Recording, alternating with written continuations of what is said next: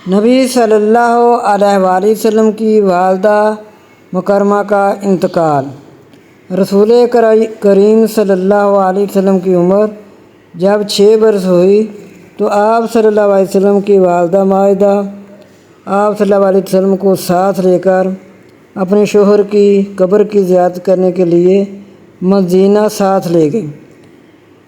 1 ماہ وہیں مقیم رہیں اور اس سفر میں ایمن ساتھ تھیں۔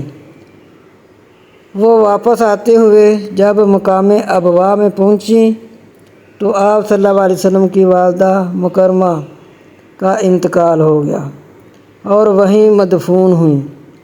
ایمن حضور صلی اللہ علیہ وآلہ وسلم کو مکہ مکرمہ لے کر آئیں۔